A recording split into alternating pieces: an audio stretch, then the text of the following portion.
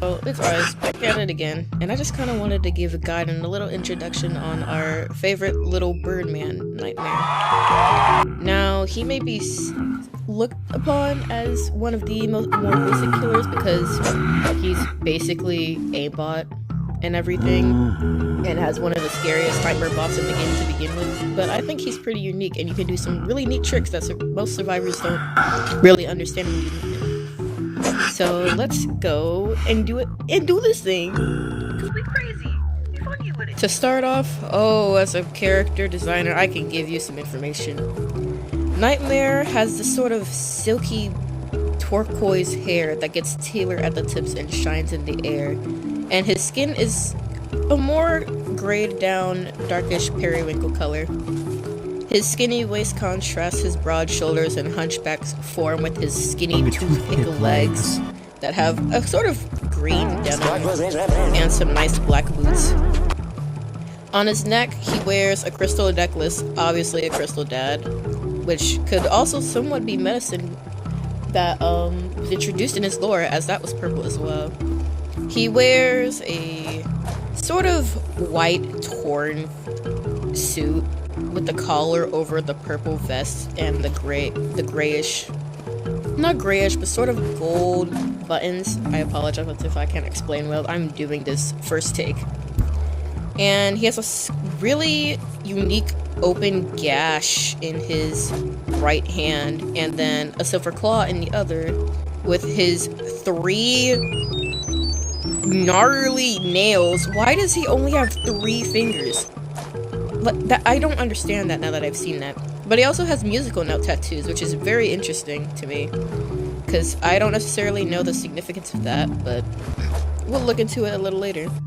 As for his lore, Nightmare, as we know of, is one of the more significant characters in the whole story of Identity V and Orpheus in the first place, as he's the main reason to why the killers are aggressive, because it's speculated that he basically drugged them all into oblivion. Hello everyone, so it's Future Eyes here again. I just want to take over. Essentially, think about it this way. Identity V stands for Identity 5, V being 5 in Roman numerals. If we refer to that one moment, that one cutscene where Orpheus had 5 to 6 apparitions in the mirror, there's 5 of him. But then we have to also remember that currently Identity V has 3 different Orpheuses. We have Novelist, who is the younger Orpheus. We have Nightmare, which is basically a physical apparition of a literal nightmare version of him from his dreams. And then we have the Detective Orpheus himself. Meaning that if we think about it a little hard enough, that would pretty much mean that there are 2 more Orpheuses to come, because Identity V literally sort of plays onto the Orpheus's amnesia and him possibly having 5 identities, which isn't too far-fetched, but we'd have to look into it further or wait to see what the game does with it. His birthday is April the 2nd, and he has no canon age or identity, which kind of leads and continues on the idea that he's sort of this nightmare brought to life by some unknown force. Maybe something having to do with the Hydra that Orpheus always hunts about.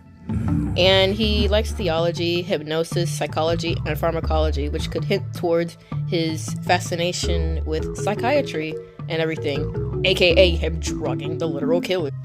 He's very gloomy and mad and kind of aggressive, but also equally cunning. Adding on to the reason again why he drugged the killer was because he was smart, and he's literally drove him crazy. Enough too, he is the first character to be a complete anagram of another character, whether it's survivor to killer anagram or killer to survivor anagram.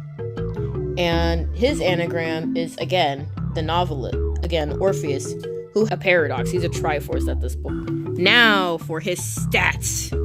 Even though people don't really look at stats that much anymore, I feel like if you want to make a proper build, it's really important to look at the stats of the character and how fast or slow they can do certain things, so you can build upon it and know what what recoveries you need and what recoveries you don't need. So we can see that Nightmare is pretty equal in every stat, and his turning speed is okay and whatever. But one thing you want to know is that it's one of the harder things about Nightmare. His boots are loud and it sort of blocks out sound. And then he's also really tall, so if you're trying to find a survivor that's below you and look down, it's going to be hard hard to see it because his bush head hair and his big old head sort of blocks the way of survivors and where they go.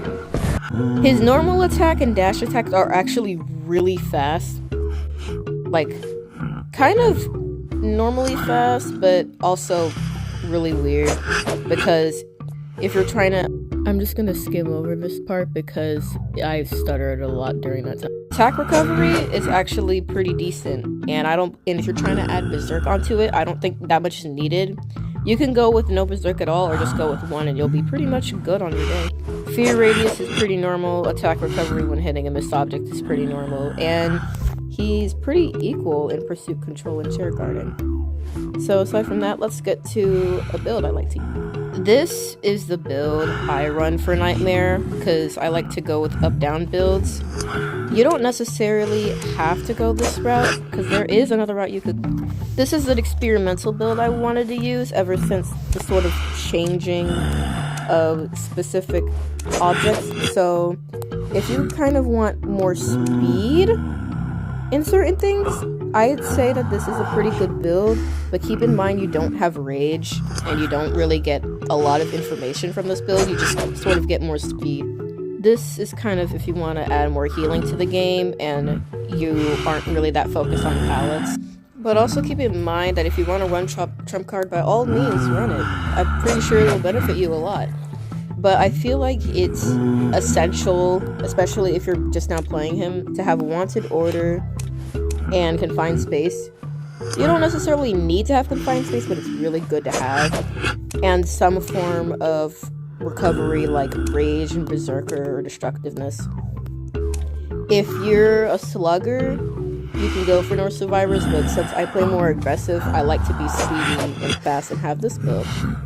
But yeah, do whatever works for you. I just believe that Destructiveness and some form of attack recovery or information giver is generally the best for Nightmare, as you can do many things with them. Now for the secondary. He has a built-in teleport, so I wouldn't recommend building teleport unless you want to be even more aggressive and be able to go to like quickly switch from one place to another if you don't have that much time.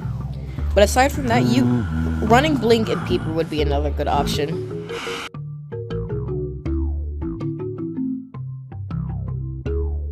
I'm gonna go ahead and commentate this over myself in editing time, but as you can see on the far side, we have two buttons. We have one with a bird, and then we have a half-shut eye on the side. By clicking on the half-shut eye, we can sort of do this sort of stalking motion that when we get close enough to a survivor, it'll build up a gauge on them and begin to sort of fill up. And when it fills up, you can lock onto a survivor. Depending on how far you are, you can click the attack button, mouse or on the side, and hit the survivor from far away. That would be the first stage of your dash attack. Now, if we look on the flying bird, we can release a crow to monitor a cipher, chair, or just a survivor in general if they're in the radius of the bird. Think of it as your little surveillance camera that highlights the survivor when it locks onto them. Notice how when the bird lands on a survivor, they have the little bird icon next to their health stat? Make sure you keep an eye on that when you play any match in general, because both you and the survivors know what that means. Stalking does not have a cooldown, but releasing a bird to have it monitor is 20 seconds, and teleporting to that bird is 50. Enough playing around, let's get to the actual gameplay itself. So when we start off, you can see how I immediately release a bird to one of the more or less frequented gens on the map.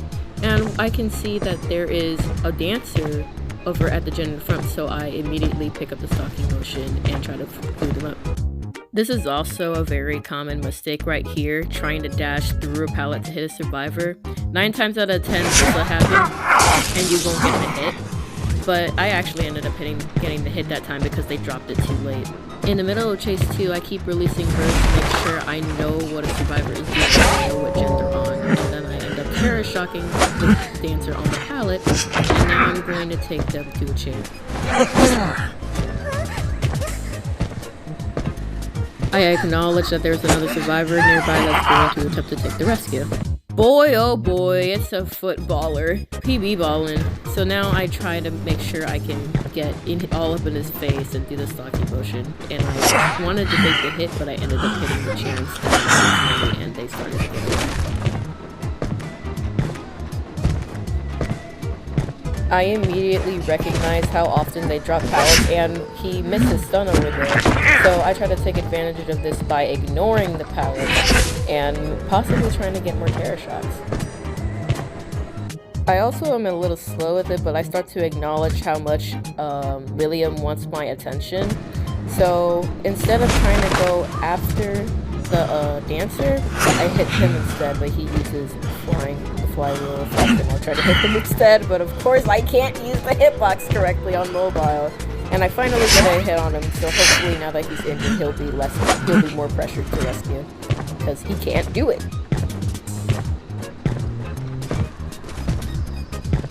I hear that someone dropped a pallet nearby, so then I look back and he dropped every single pallet, so now I know the idea that they love to drop pallets ahead of time.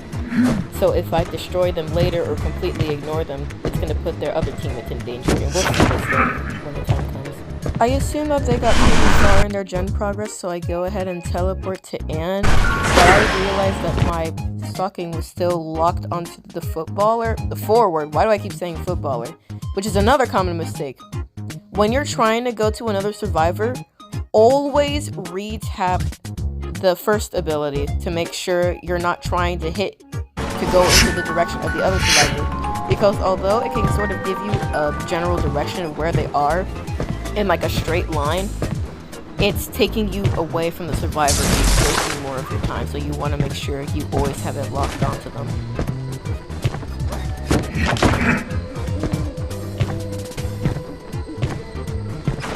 At this point, I am completely convinced that there's pallet spamming, so I keep this in mind, and I try to do something a little silly, and watch where they go, and they end up holding W, so I go back, and I get a hit right here.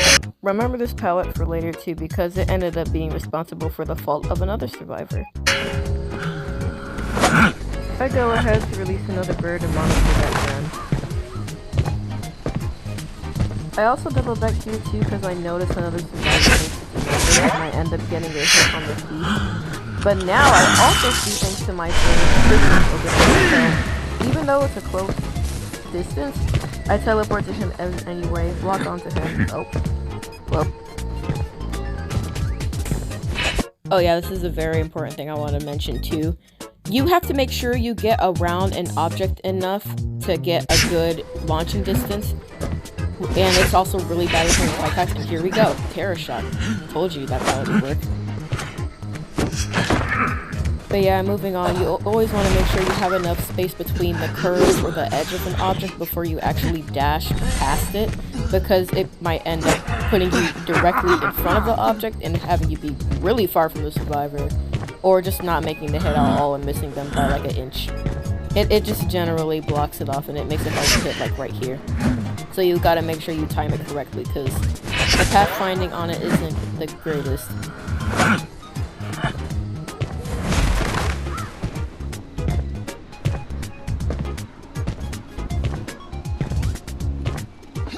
This was a very late call, so I probably shouldn't have decided to hit right there, and I don't know why I went the long route.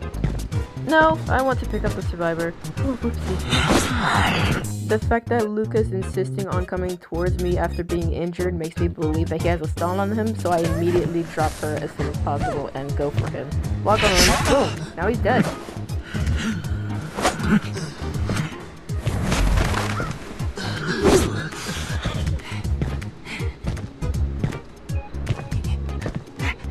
Now isn't this something? We have both of the rescuers running towards me now, so now that I have everybody here and it's gonna be more crowded, I start to get more aggressive.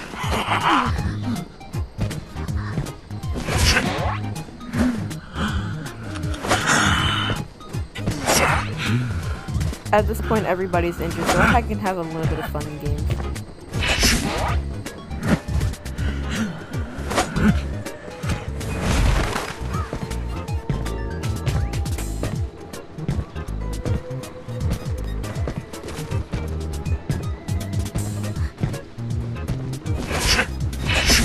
That's 2 people with flywheel now.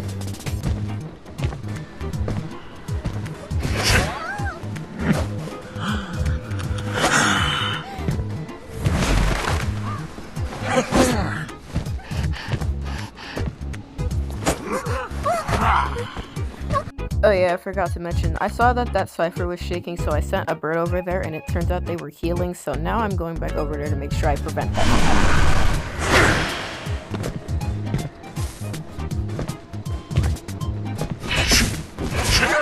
I end up leaving Creature here and accidentally forgetting where he was, so I leave him slugged and he ends up healing himself.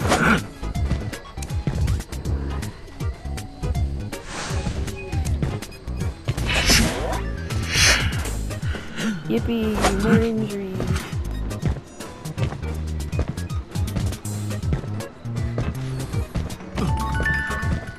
I have no idea what the course of thought was right there, but I mean, I still got the head.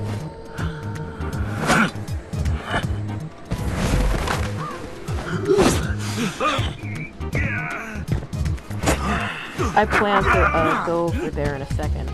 But I'm trying to figure out where Creature is, and I completely skipped the spot even though it's directly across from there, so I just want to teleport to it.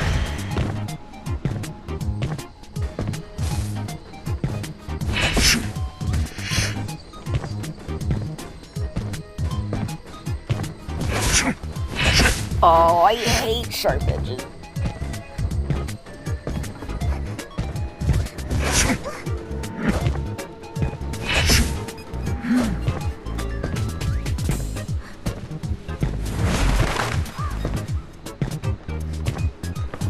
Blocking off the window in case they use it later.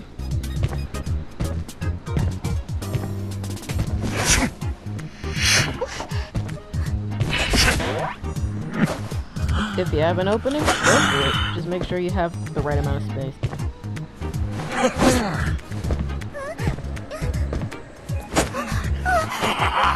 Since Anne is on 3rd chair and my wanted order is about to leave, I go ahead and place a bird over there, not locking on anything, and when I wait for it to get far enough, I teleport directly to it.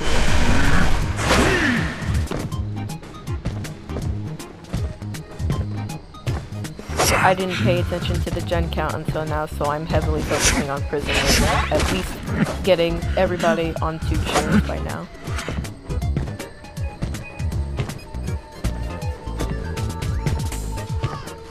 I fake it and double back here to block off the window.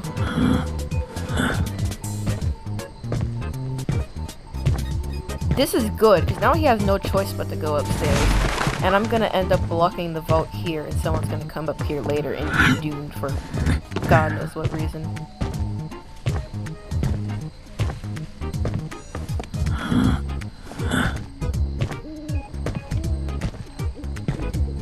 I hear clacking on the gen, so I focus on whoever's on the cipher.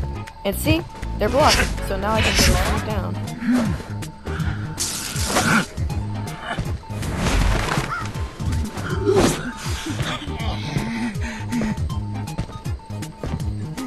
Phew, barely made it. This right here for me is phenomenally bad though, because I have no stun recovery, so I'm gonna sit here for a very long time.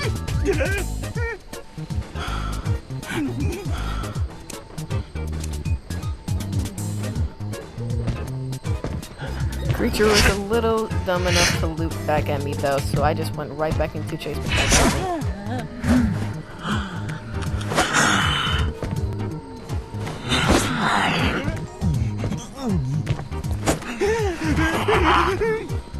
I'm aware that prisoners probably gotten near 50% done with the cipher already, so I'm really calling it clutch here and trying to get them down as soon as possible so I can remove the connection and teleport up to him.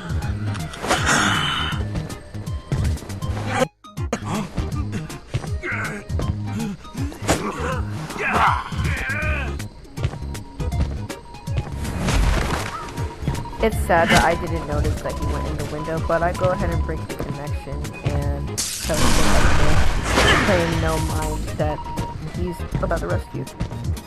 I have the funny little balanced landing perk, so by the time I drop down, I can get a little boost and get to him a little bit quicker, despite my dash being like right there.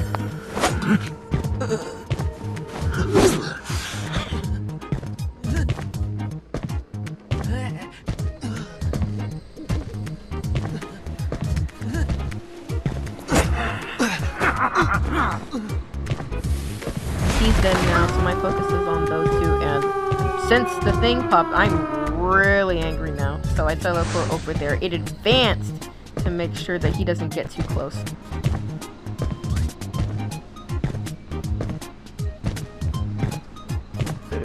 Doing this while you're trying to look for a survivor also helps too, because they may be highlighted in a place you never would have thought they'd be in.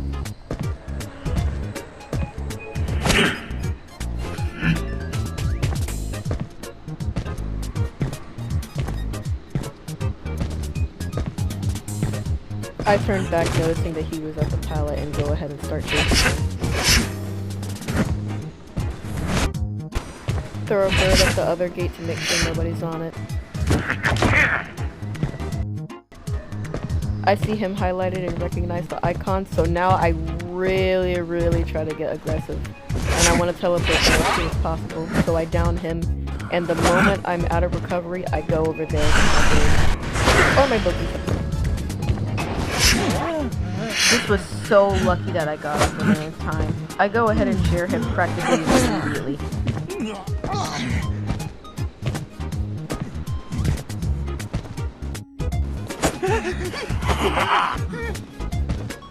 At this point in time, I've used both of my teleports, both built-in and secondary, so now that he's gotten up, I try to go over there ASAP, thinking that he's at the exit gate.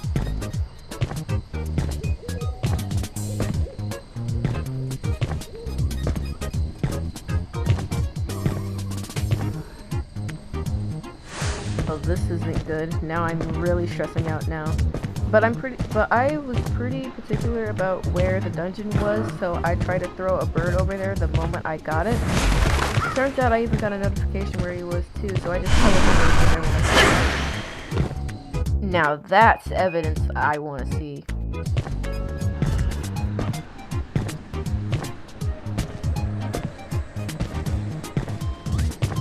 At this point, they sort of just give up and call it a good game. GG's. It was a really fun one. I enjoyed it.